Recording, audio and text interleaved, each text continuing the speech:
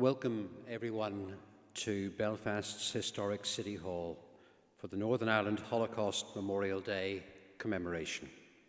My name is Paul Clark and I'm honoured to lead the proceedings this evening.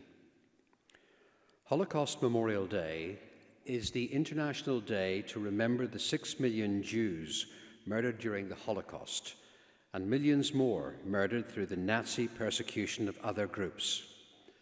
This day also marks the more recent genocides recognised by the UK government and the genocide in Darfur.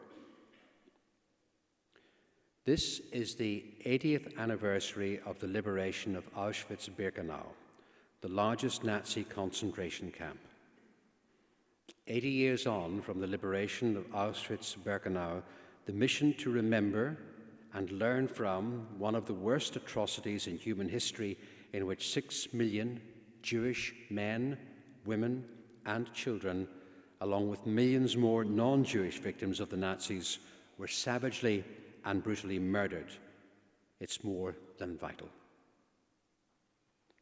2025 is also the 30th anniversary of the genocide of Srebrenica in Bosnia. That also reminds us why the mission of Holocaust Memorial Day, set out by the British government to commemorate not only the Holocaust, but also more recent genocides, remains so important. HMD 2025 serves us as an opportunity of people to come together, irrespective of our background, to learn more of these historic events and to take action for a better future. We can honour the memories of survivors and foster a better future within which hatred and violence will have no place. The theme for 2025 is For a Better Future. At a time when anti-Semitism has increased hugely across this UK, there are many things that we can all do to create a better future. We can speak up against Holocaust and genocide denial and distortion. We can challenge prejudice in all its forms. We can encourage others to learn about the Holocaust and more recent genocides. So let us make time at this Holocaust Memorial time to strive for a better future where people are not suffering prejudice or persecution because of their faith, their ethnicity, or any other feature of who they are. Our commemoration will begin tonight with a welcome from Councillor Mickey Murray, who is the Lord Mayor of Belfast. Lord Mayor.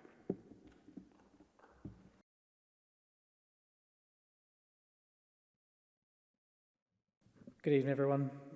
On behalf of Belfast City Council, I would like to welcome you to this evening's commemoration as we come together to remember the victims and survivors of the Holocaust and subsequent genocides. Next Monday will mark Holocaust Memorial Day, a day set aside each year to remember the terrible atrocity of the Holocaust and subsequent genocides, the horror of which will continue to prevail for many years to come. The theme of Holocaust Memorial Day 2025 is for a better future. This theme calls on all of us to take action for a better future. This is a theme that has immense significance here in Belfast for the many generations impacted by our conflict, but also for people seeking sanctuary here, forced from their homes, now just looking for a better future. This evening, we remember the 6 million Jewish people and the minority communities, the Sunni Roma people, the people who were gay, the people with disabilities, all of whom had lives, families, hopes, aspirations, and dreams of their own, but who were ruthlessly murdered in the Holocaust. We remember the millions of lives and generations and communities lost due to the Holocaust and subsequent genocides. We also think about the many lives that are currently being lost in conflict. As we gather here this evening, there are many people across the world who are making the difficult decision to leave their homes and their families because of war and persecution. These perilous journeys are often met with devastation as people simply look for a better future and for sanctuary. Remembering the Holocaust and subsequent genocides provides a space to recall all those who suffered unimaginable horrors. Not only do we remember the lives of those who were cut short, but the Holocaust calls on us to reflect on what can happen when prejudice and identity-based hate prevails and is left unchallenged.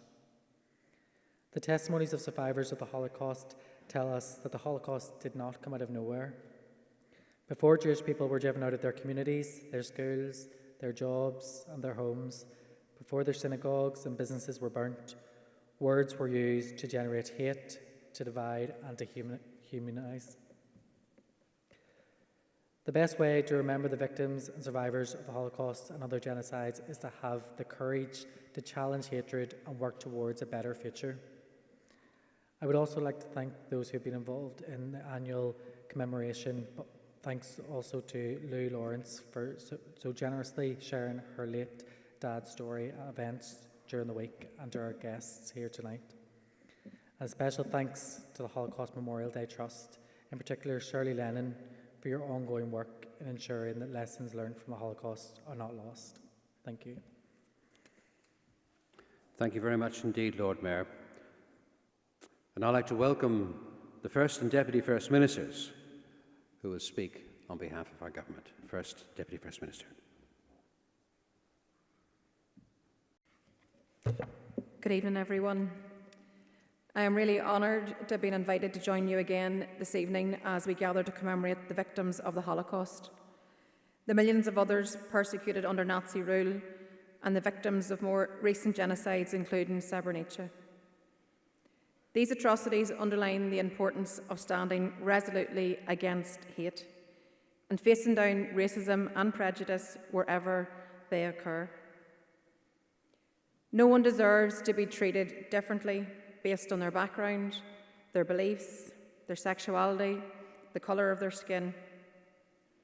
And today serves as a reminder of what can occur when hatred and prejudice is not challenged. It is up to us all to step up to the challenge, to stick to our values whenever we see inequality. As leaders here, we strive to promote these messages within our own community, to create a united and assured society in which everyone feels safe to express who they are and to do so openly. A society where people of all religious, political, and ethnic backgrounds are safe, respected, and treated equally.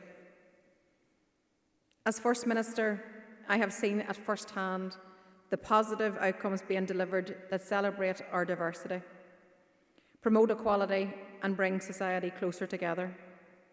Opportunities for cross-community work are being embraced, and it is really inspiring to see local community leaders, faith leaders, and teachers promoting positive messages of tolerance and acceptance. Our young people look towards us as leaders and how we treat each other, and that influences their own opinions and future actions. We are privileged to have the opportunity to shape a generation of young people whose values are grounded in tolerance and who expect equality in all areas of society. And we strive to put in place policies which benefit everyone in our community. This year's theme for Holocaust Memorial Day is For a Better Future. And if we are to realise that better future, we must call out the horror of violence inflicted by Nazism, but also acknowledge the failure of those who chose to look the other way. And we pause to remember the past, and we reflect on the ongoing genocides of our modern era. It does not just happen. There is always a path that leads to there. But we all resolve to shine a light on suffering, on injustice and genocide wherever it occurs. And that's the challenge to us all. But it's a challenge that I know that we all will face together, especially this evening as we reflect and we remember on all those lives lost. We commit to work together for a better future. Thank you so much for the invitation to be here with you again this evening on what is such a powerful and meaningful commemoration. Thank you. Thank you.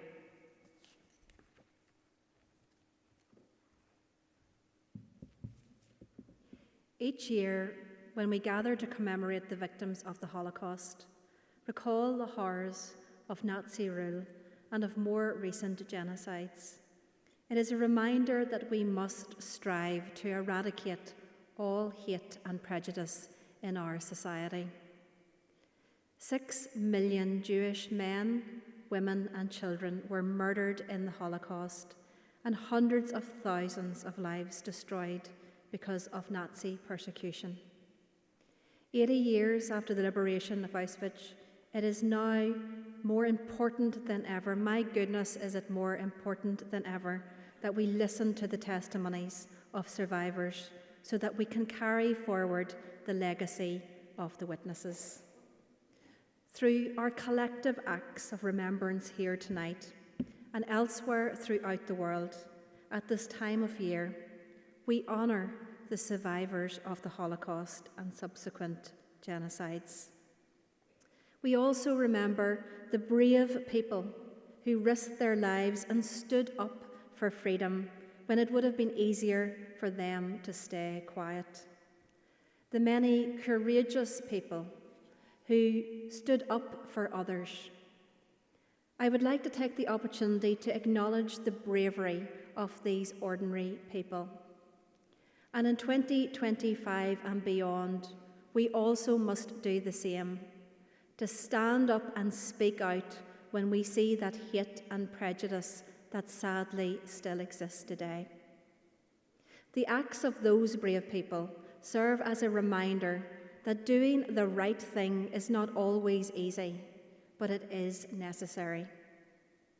There are those today who still seek to discriminate, to spread hate, to persecute people for their faith and their identity.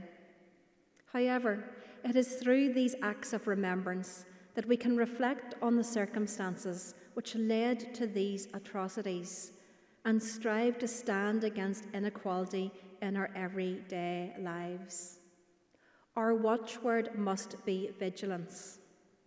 All of us have a duty to stand up against all forms of hate and discrimination. All of us have a responsibility to address inequality and injustice before rights and freedoms are compromised. I am proud to be here tonight, humbled to be here tonight, to support the Holocaust Memorial Day commemoration. It is an opportunity to reflect on the past and listen to the inspiring survivors and stories. I believe that the lessons learned from the testimonies of survivors of the Holocaust and the impact that this has had for future generations will play a fundamental role in helping us to understand and learn from the past. 80 years on from such horror and such hate, we must never forget. I want to join with the First Minister in thanking the organisers for what I have no doubt will be a poignant and thought-provoking evening. It is humbling to be here and to join with you this evening. Thank you.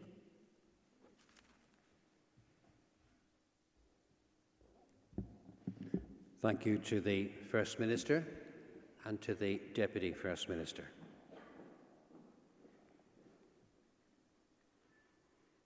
The Holocaust began with prejudice that became normalized.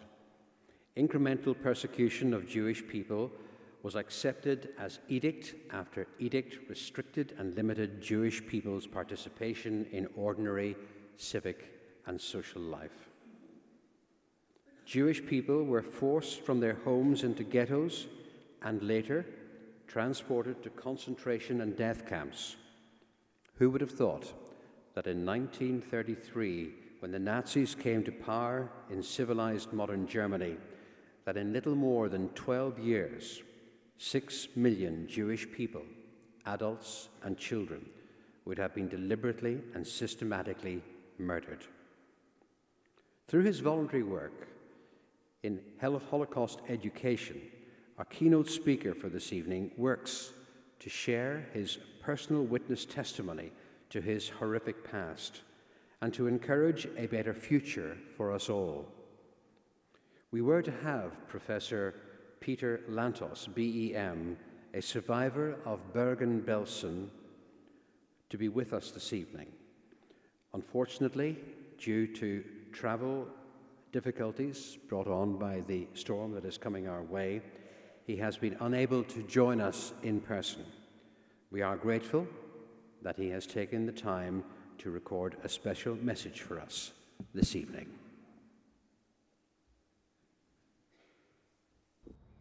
Friends, ladies and gentlemen, my name is Peter Lantos, and today, this evening, I should be with you in Belfast. And I can say honestly that I'm desperately sorry that I couldn't be there, because the contact would be completely different, and I'm just very sorry. The reason I'm talking to you, that as a child of 5, I was prisoner 8,431 in Bergen-Belsen concentration camp. We were deported there in the summer of 1944 with my parents. My father died there of starvation. My mother and I survived. This summer was probably the last and the most dreadful chapter in the final solution. Hungary in 1941 had 8,000, 15,000 Jews, including converts, and of those, 539,000 had perished in the Holocaust, which is roughly 2/3. What did happen and why did it happen so late? The reason for that is that Hungary became an ally of Nazi Germany and in 1941 entered the Second World War. It doesn't mean that before that time there were not anti-Semitic movements. In fact, in 1939 and 1938, a year before, there were altogether 3 anti-Semitic laws. The last one imitated the Nuremberg racist laws. However, the Jews were relatively safe in that their life was not threatened. Everything changed when Germany invaded Hungary on the 19th of March, 1944. What happened that Hungary realized by then that the Axis, Germany and Allies, are going to lose the war, and tried to have a separate peace treaty with the Allies. It was secret negotiation, but in fact everyone knew about it, and the Germans, as a response, invaded Hungary. That was the beginning of end of Hungarian Jewry. In May, 2 months later, we were told to leave our home and go to a ghetto. At the time, I was not quite 5. It is easy to imagine that a boy of that age, it was complete incomprehension and also a terrifying event, because we lost everything we had.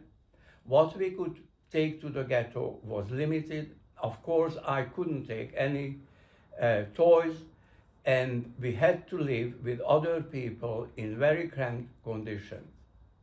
The ghetto was in the same small provincial Hungarian town, and nearly 2 months later, we were transferred to a collection or a camp which was not very far.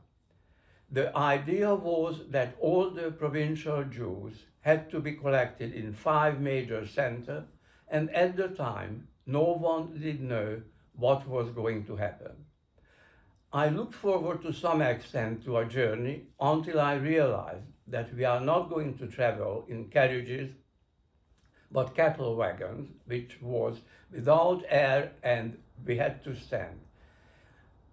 It was a relatively short journey. We arrived in this collection center, which is a larger town, where I later studied medicine, and we stayed there from June 16th until the end of July 1944.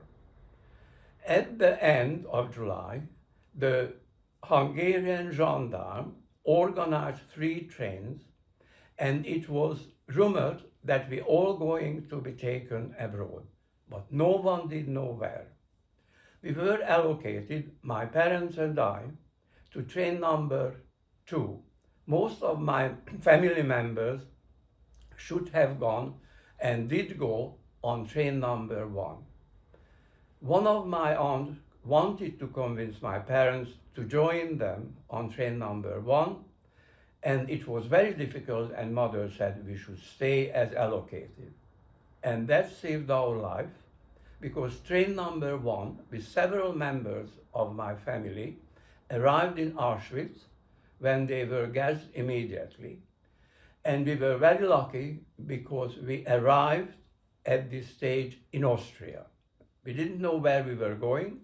My mother was a good German speaker, and it was easy to realize that we were next to a town, Wiener Neustadt, which is south of Vienna, where we stayed from the end of July until the very end of November. Why did they wanted us to survive? By that time, the Germans needed slave labor. All the eastern occupied territories, Ukraine, Belarus, and Poland, began to be liberated by the Soviet army, and the source of slave labor ceased to exist. So we served as laborers. My parents were picked up at the marketplace by a small building firm who were quite decent, and they had to repair roads. Outside the town, there was a link to major centers, and this road had been bombed because the town in which we stayed produced warplanes for the German army, Messerschmitt fighter bombers. We stayed there until the end of November. I don't know exactly when, but we were put yet another train, even worse circumstances, because by that time it became winter, it was very cold. And again, there were between 70, 80 people in a single carriage, and it was a torture for a boy of, by that time I was in my 6th year, to stand. When we arrived, we didn't know where we were. My mother again found out. It was a small town, Bergen. From then, we had to march something like 4 miles to a large concentration camp outside the small village of Belsen. Hence, the proper name of the camp is Bergen-Belsen. And that was, I know exactly, the 7th of December 1944, because I found the date in the archives, and it was the time on arrival that I became 8,431.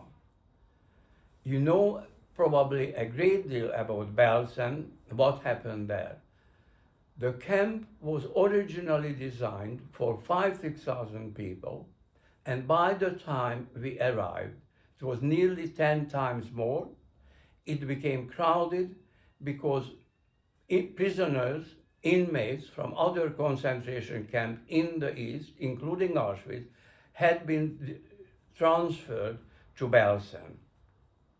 And that caused endless problems. Just to tell you, the days seemed to be endless. We had the regular kind of events of the day, an early breakfast, which was a brown liquid with a slice of bread and cheese. Then we had to stand up and count it for hours. My mother insisted that I will be clean. We went to the so-called bathroom, which was an half-open shed with steps, which had only cold water. And this was repeated after lunch, which was a sort of soup. Things got much worse. Why? Because epidemics started, including typhus, typhoid, TB, dysentery, and starvation. My father died of starvation 4 weeks before the British liberated the camp. The circumstances were indescribably bad, the filth, the stench, and later on the bodies which could not be buried because there were so many. The British liberated the camp on the 15th of April 1945.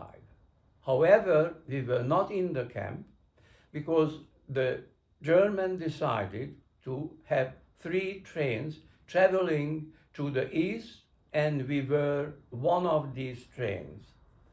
Our train was liberated by the Americans, who took us to a compendium which was modern, built for German officers, and after a very long time we had a proper meal and also a hot bath.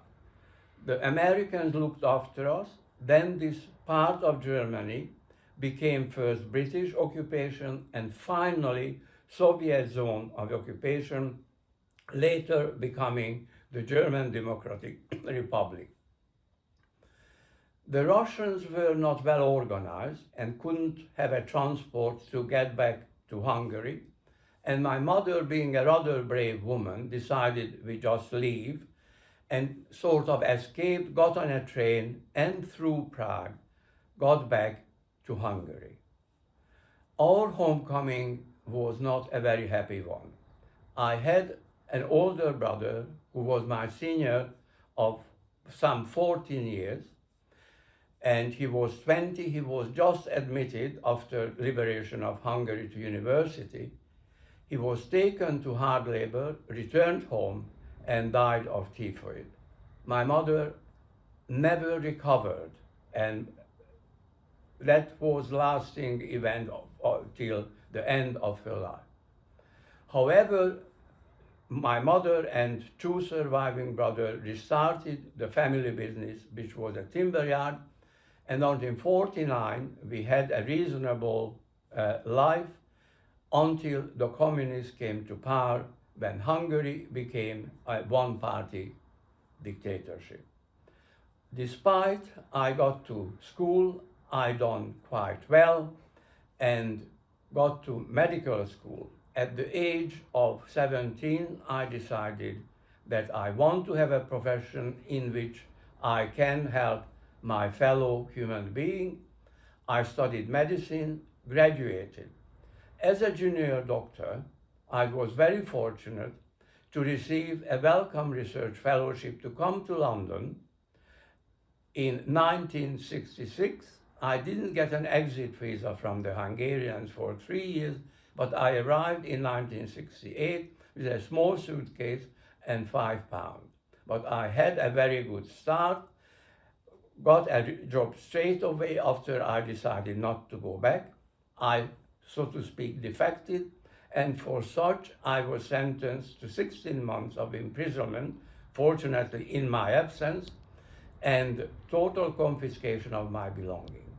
I had a medical career in this country, had all the professional exams here, was appointed consultant, and later to a prestigious chair at the Institute of Psychiatry, Moseley, which is part of King's College. I was responsible clinically as a lead clinician for a diagnostic service for the NHS, covering 3.4 million people, the areas, large areas of London, Guy's, King's and Thomas's hospitals, and the large part of Kent. When I retired, I had a list of things I thought I should have done but didn't, and on the top of the list was remember Belsen, but I remembered little.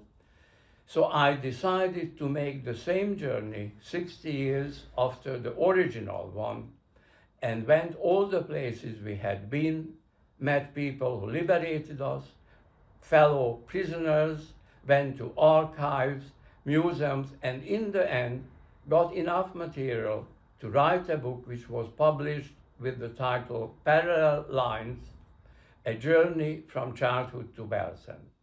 On the lockdown, I thought I should tell the same story for children, and it turned into a book again, published by Scholastic, The Boy Who Didn't Want to Die, and it had a reasonable success It had been already translated in various languages, and on the success of this, there is now a graphic version published earlier this month.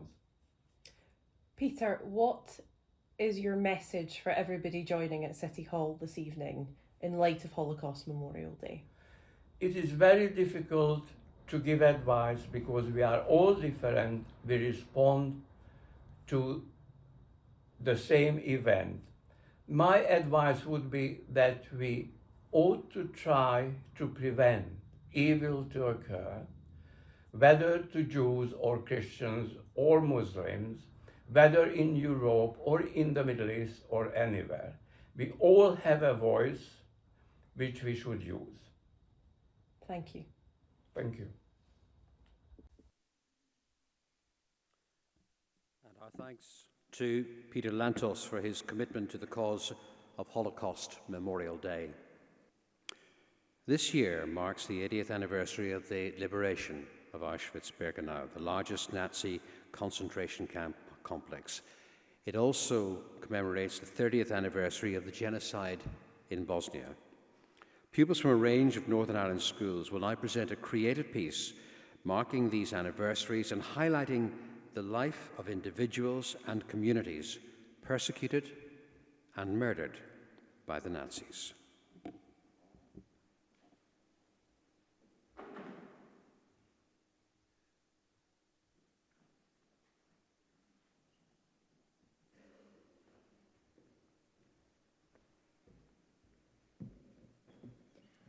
Bea Green was targeted simply because she was Jewish.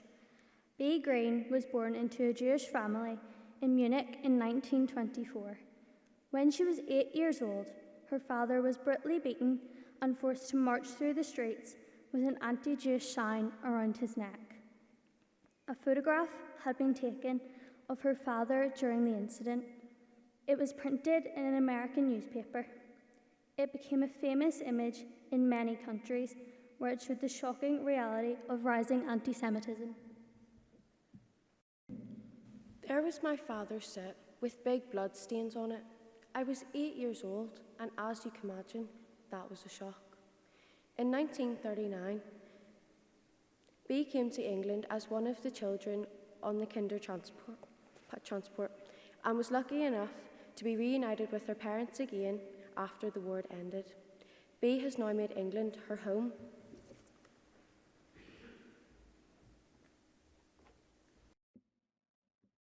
Helene Melanie Labelle was targeted simply because she had a disability. Helene Melanie Labelle was one of approximately 250,000 people murdered by the Nazis because they were physically or mentally disabled. Helene Melanie Labelle was born on the 15th of September in 1911. She was 19 when she started showing signs of mental illnesses and was later diagnosed with schizophrenia. Following her diagnosis, she was interred in a psychiatric hospital. In 1940, she was forcibly taken to a converted prison in Brandenburg, Germany. Upon her arrival, she was murdered there along with many others. Helene was one of the 9,772 victims involved in the little-known T4 forced euthanasia program. After protests and intense pressure from the public, Hitler had then ordered the closure of the euthanasia program. Murders did not cease, but they continued in more secretive ways until the fall of the Nazi government. None of Helene's words remain to share directly, but her voice needs to be heard.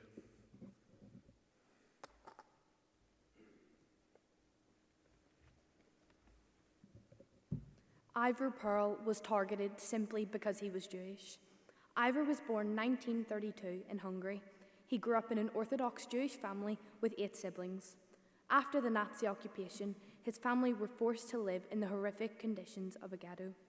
Ivor was 12 years old when he was taken to Auschwitz. He survived with the help of his older brother. The rest of his family did not survive. Ivor said, "I was given a tattooed number, 112021, which I will never forget. Out of my family, 9 children and my mother and father, only me and my brother Alex survived. He saved me from the jaws of death. All I can do is talk about my experiences and to tell whoever wants to listen what happened. Even if there is only one person who has heard either me or somebody else's story, it makes a difference.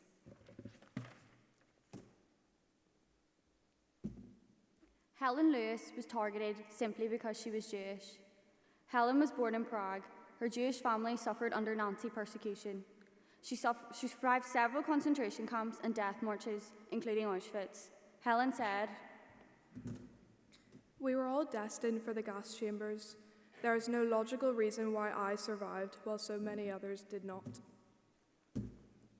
Helen was forced to endure hard labour and horrific conditions. She was made to perform dances for the camp commandant. Where was the hunger, the fear, the exhaustion?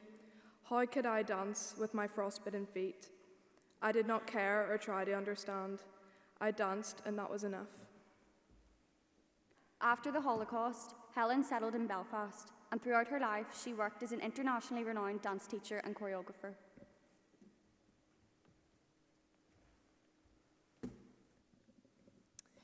Tommy Rankenthal was targeted simply because he was Jewish. Tommy was born into a Jewish family in Czechoslovakia in 1935, the year of the anti-Jewish Nuremberg laws. Tommy and his family were deported to Bergen-Belsen in 1944. He lost 35 close family members in the Holocaust. He came to Ireland in 1960 and has lived there ever since. What I witnessed as a 9-year-old boy is impossible to describe. The starvation, the cruelty of camp guards, the cold and disease. People who were just skin and bone and looked like living skeletons were walking around very slowly, some of them dropping to the ground, never to get up again.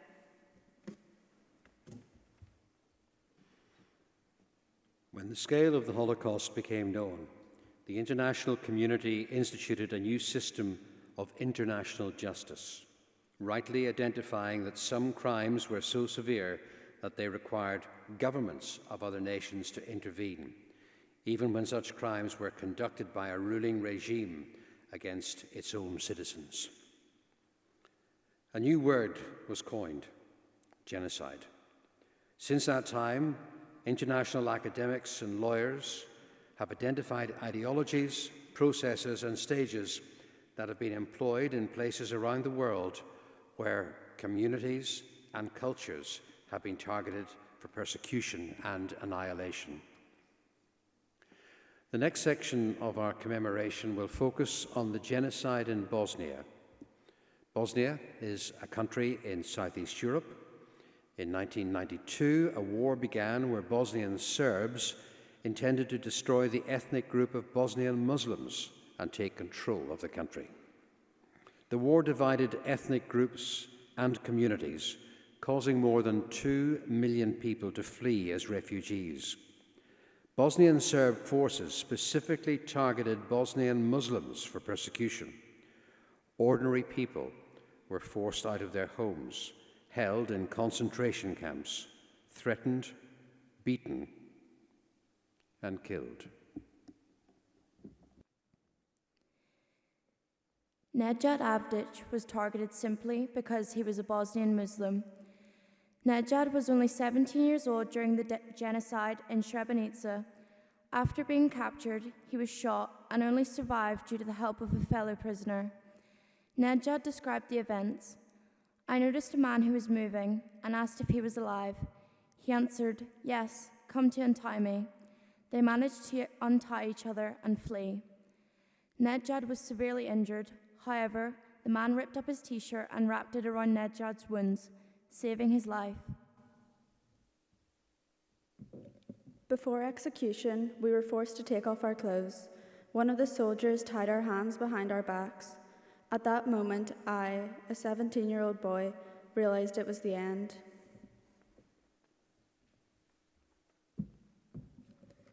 Hasan Hasvanik was targeted simply because he was a Bosnian Muslim. In July 1995, Hasan Hasvanik was 19 years old when the town of Srebrenica fell to Bosnian Serb forces. He endured a 100-kilometre march through hostile terrain to escape the massacre of around 8,000 Muslim men and boys that took place there. He said, "I want to speak to people and share my story because my heart speaks, and now, finally, someone is listening." Hatice Mahmanovic was targeted simply because she was a Bosnian Muslim. She made her home between the southern towns of Srebrenica and Potocari with her husband, Abdullah. Together they had 2 sons, Osmir and Almir. On the 11th of July, 1995, Bosnian Serb troops and paramilitaries descended on the town of Srebrenica and began shelling it. Realizing they were in danger, many men and boys ran into the woods to escape. Hatice was separated from her husband and 2 sons as they all tried to flee. We thought we would see each other in 2-3 days. We did not know they would kill them all. Hatice later discovered that her husband, Abdullah, and her eldest son, Osmir, were killed together by firing squad. Her youngest son, Almir, tried to hide from his killers, but was discovered and murdered. No story can bring back our dearest ones, but by telling a story, we can prevent new genocides, new crimes, and future wars. Tonight, we are privileged to have as one of our speakers, Munira Subasic, and we welcome her to the stage along with her translator, Elmina.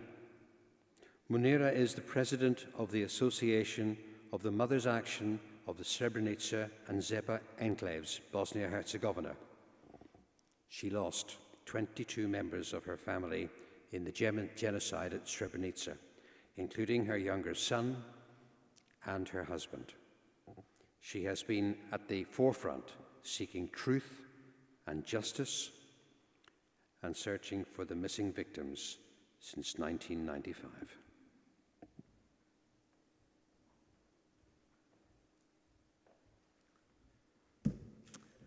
Poštovani prijatelji, uvažene ekscelencije, dame I gospodo, želim sve lijepo da pozdravim.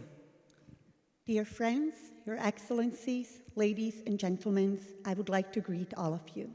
Posebno se zahvaljujem organizatorima koji su mi dali mogućnost da večeras budem sa porodicama čiji su najmiliji ubijeni u Holokaustu 1995. godine.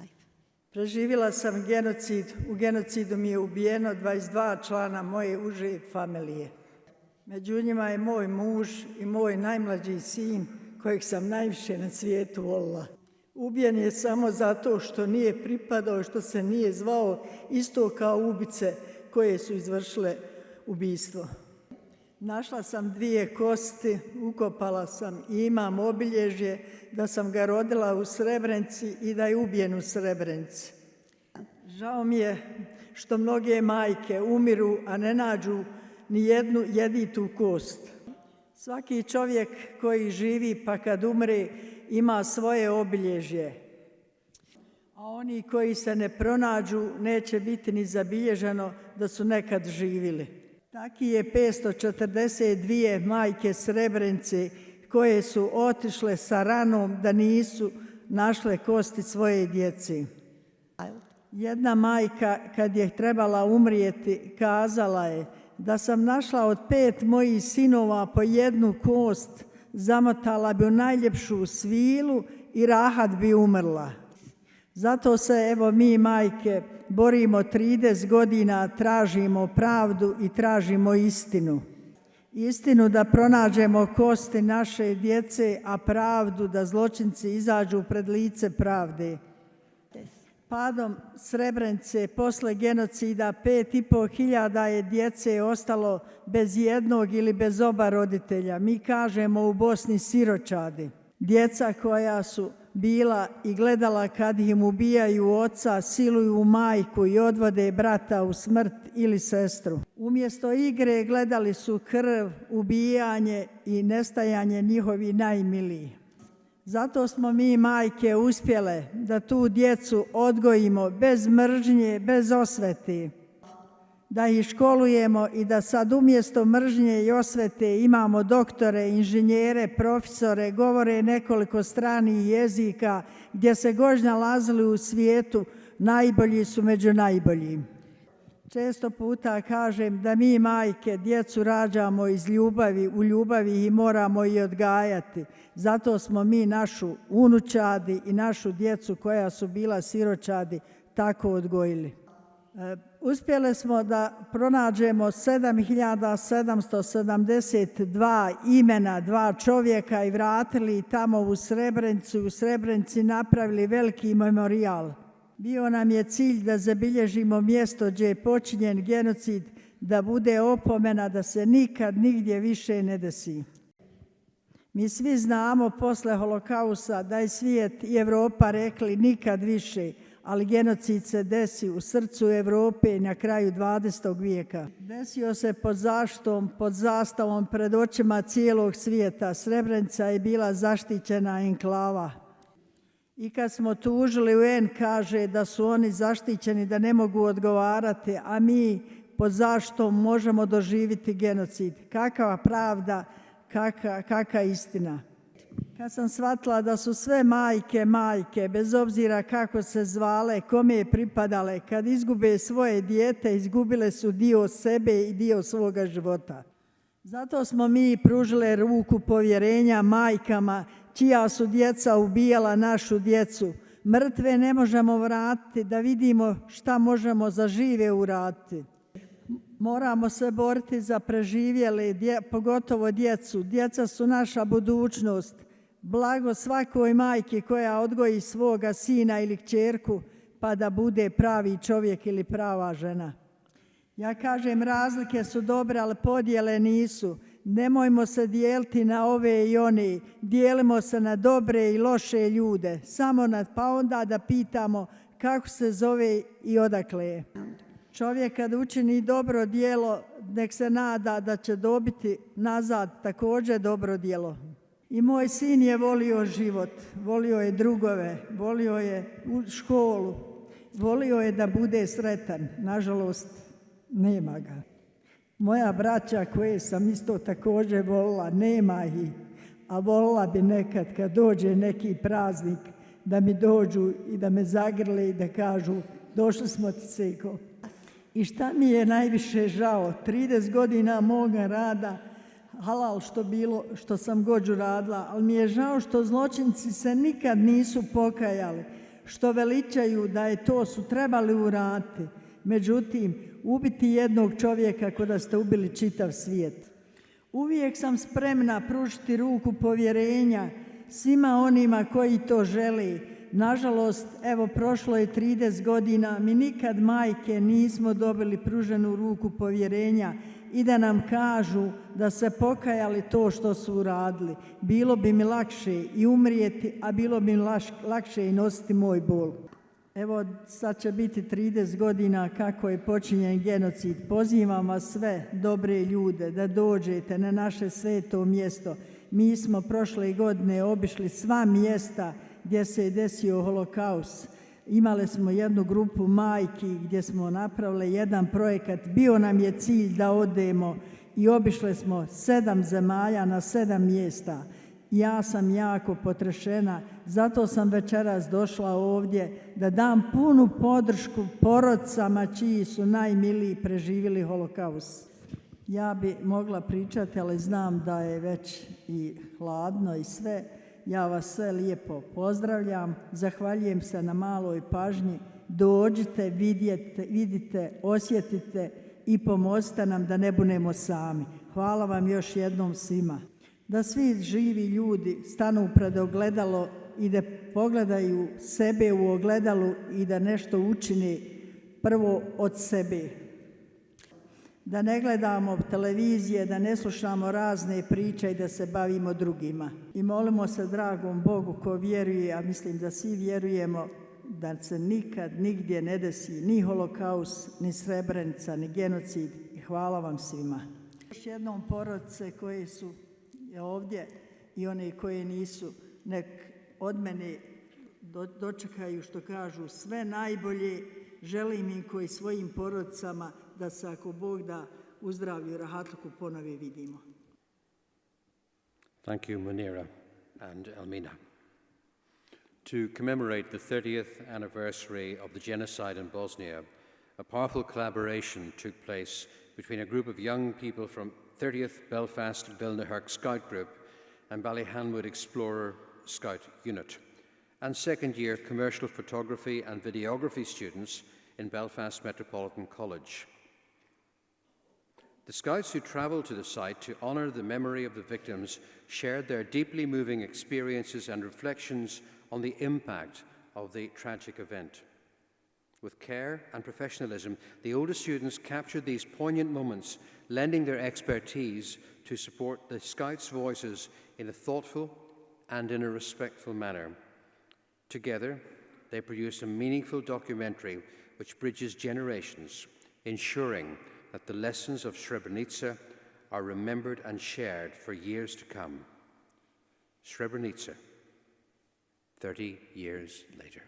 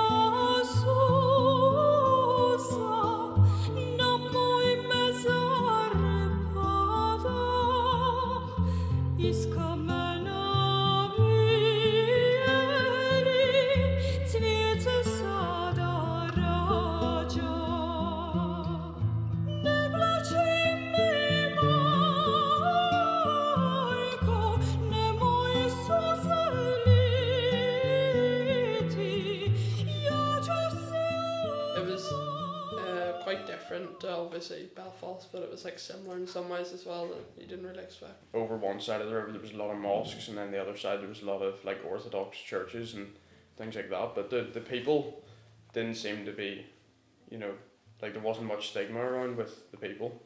I don't think like people were kind of marking their areas as much, but you could tell the differences.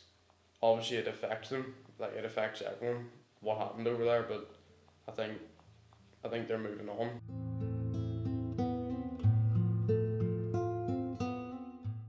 When we were in Srebrenica, we stayed with a family, and I guess it was kind of like all the families that we could have stayed with like are somehow affected by the stuff. So it was like it was very interesting to stay with them.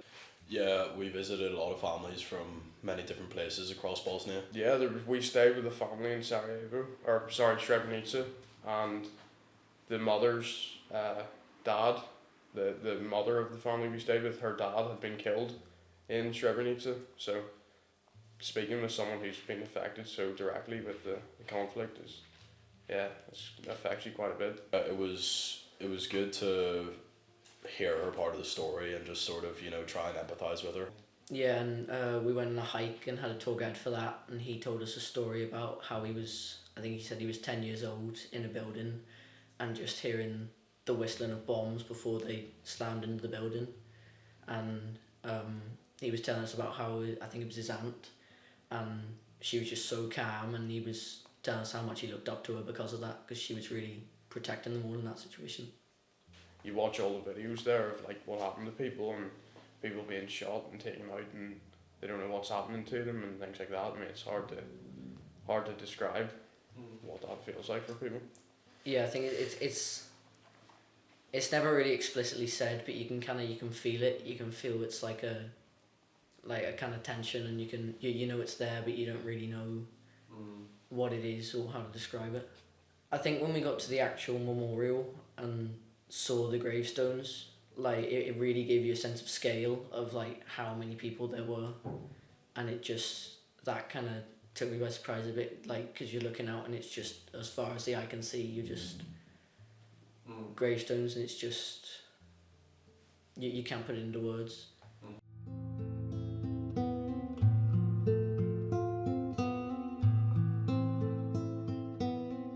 I think you take from the people over there how accepting they are of each other. Like, where people here would have the flags and have the parades and really say, like, this is our area and you shouldn't be here, they're a lot more interchangeable in that way. Yeah, the whole trip was definitely a positive experience. Yeah, definitely. And the things we learned along the way was, yeah, unbelievable. So, yeah.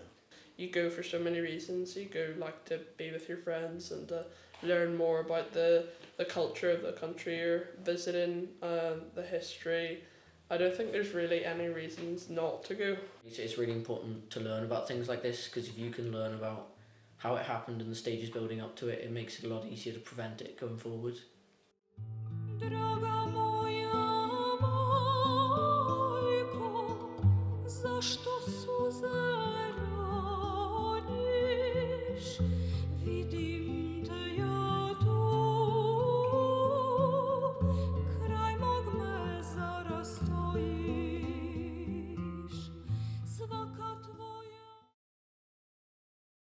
And our thanks to the Scouts, the Explorer Scouts leaders, Peter Osborne, students, and the staff for their creative work in producing that film.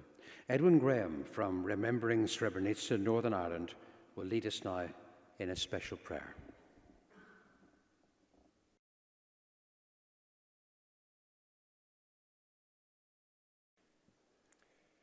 This is the prayer that's on the memorial that you saw in the film. We pray to Almighty God.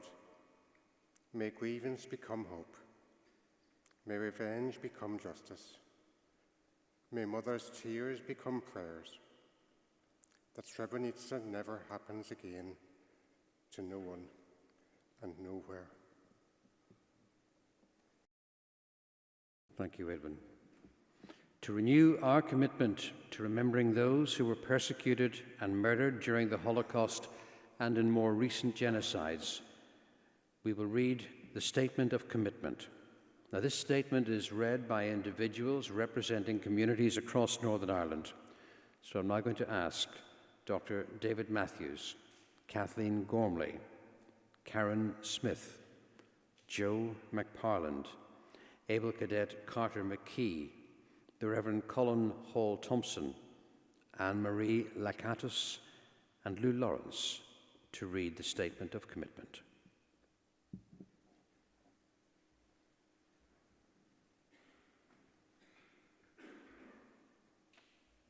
We recognize that the Holocaust shook the foundations of modern civilization. Its unprecedented character and horror will always hold universal meaning.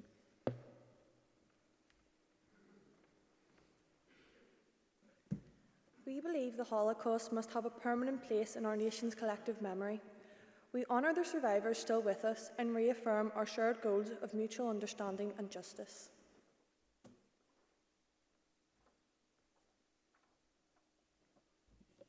We must make sure that future generations understand the causes of the Holocaust and reflect upon its consequences. We vow to remember the victims of Nazi persecution and of all genocides.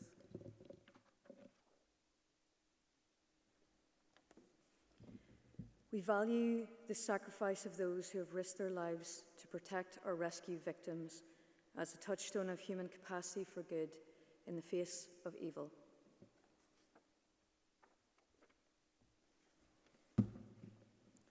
We recognise that humanity is still scarred by the belief that race, religion, disability, or sexuality may make some people's lives worth less than others. Genocide, anti-Semitism, racism, xenophobia, and discrimination still continue. We have a shared responsibility to fight these evils.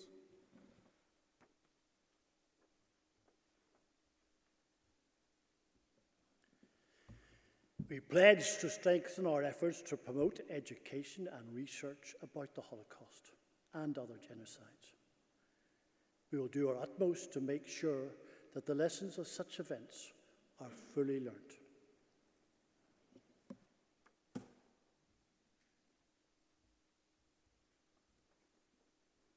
Amen garantinas-te bararasa maro eforto, te încurajinas-le cercetării, hai le informații and the Holocaust, hai avea crimi de genocid, ca întâmplul pe ane lume. Si te cărase o posibilu te asigurinas că le lecții and dacă de la evenimentii, si cade, hai n-ai te mai întâmplul pe.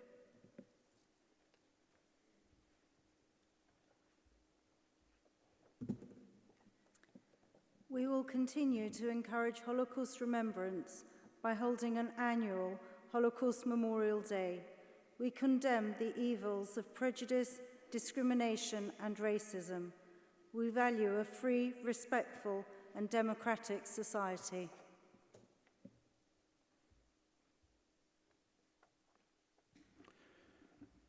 We now come to the act of commemoration. And I'm going to ask Lou Lawrence, the daughter of a Holocaust survivor, to come and light this candle in memory of those who were murdered for who they were. I'd like all of you to stand, please.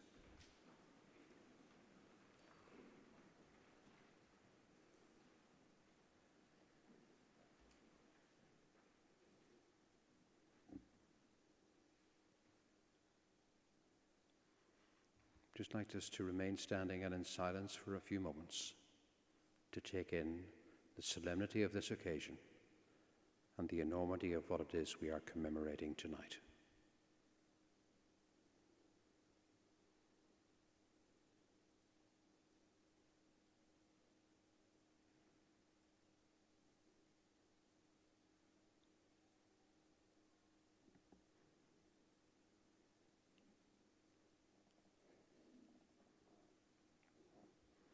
Thank you, and I would like you now, please, to remain standing if you can.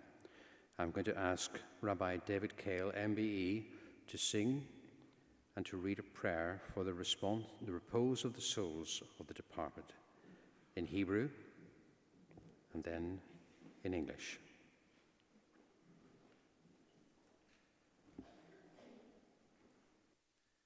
O God, full of mercy, who dwells on high, grant proper rest on the wings of the divine presence in the lofty levels of the holy and purely skies, who shine like the glow of the firmament for the souls of the body and the pure ones who are killed, murdered, slaughtered, burned, drowned and strangled in Auschwitz, Shulmeno, Treblinka, Sobibor, Majdanek, Belzec, and Mali Trotsnetz. For the sanctification of the name through the hand of the German oppressors. Everyone assembled here tonight is praying on their behalf in remembrance of their souls. May their resting place be in the Garden of Eden. May the Master of Mercy shelter them in the shelter of his wings for eternity, and may he bind their souls in the bond of life. The Lord is their heritage, and may they repose in peace on their resting place, and may all of us now say, Amen.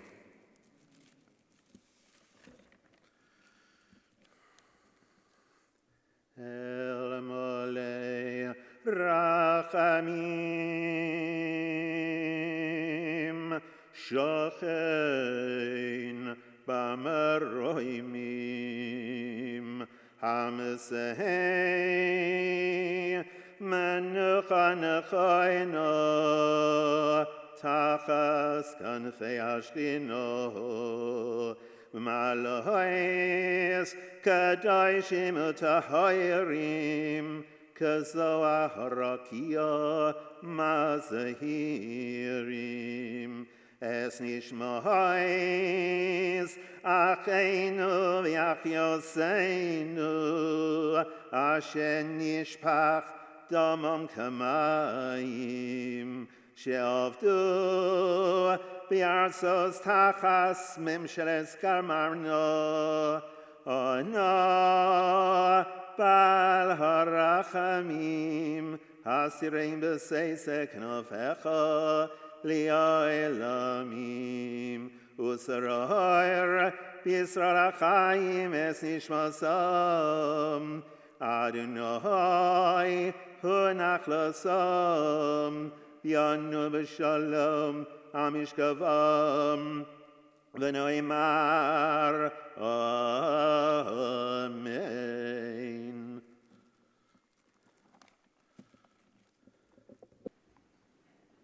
Thank you. Dylan McGill will read We Remember Them by Sylvan Kamens and Rabbi Jack Reamer.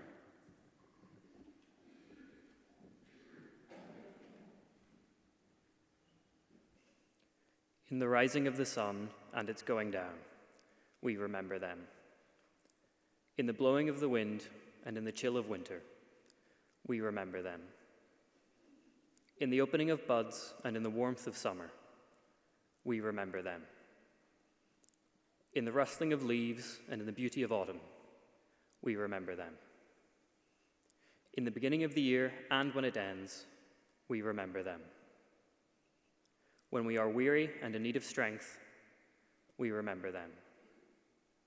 When we are lost and sick of heart, we remember them. When we have joys we yearn to share, we remember them.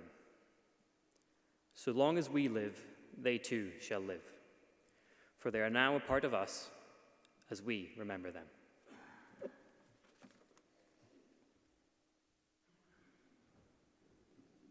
To close this commemoration tonight, pupils from Priory Integrated College will sing an Irish blessing, and following this, Rabbi David Cale will blow the shofar to symbolize the end of this act of commemoration.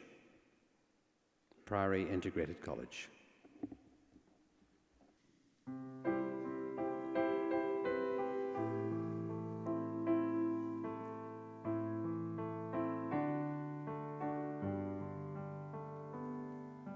May the road rise up to meet you. May the wind be always at your back. May the sunshine warm upon your face. The rain fall soft upon your fields.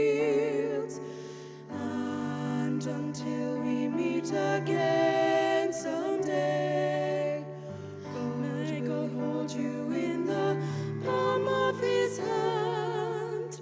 May the memories that we have shared linger on and on.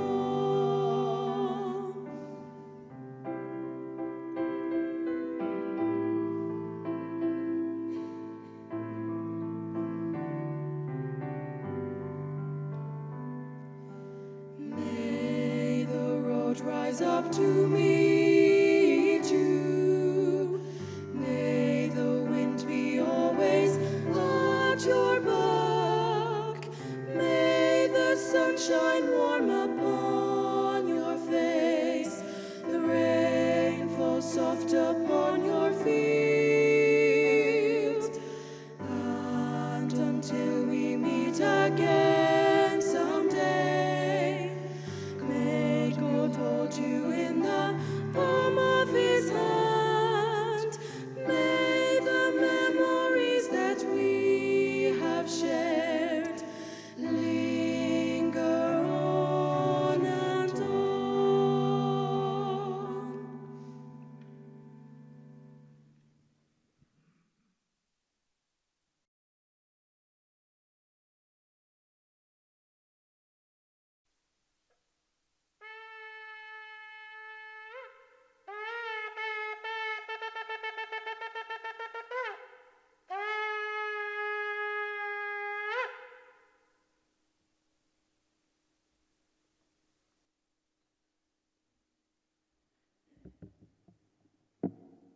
Thank you, Rabbi. Thank you, pupils. 80 years after the liberation of Auschwitz-Birkenau, we must become the generations who carry forward this legacy, the legacy of the witnesses, remember those who were murdered, and challenge those who would distort or deny the past, or who discriminate and persecute today. Let us all mark Holocaust Memorial Day 2025 and commit to making a better future. This marks the end of our commemoration. We'd like to offer a special thanks to the speakers, the distinguished guests, and everyone here this evening for your participation.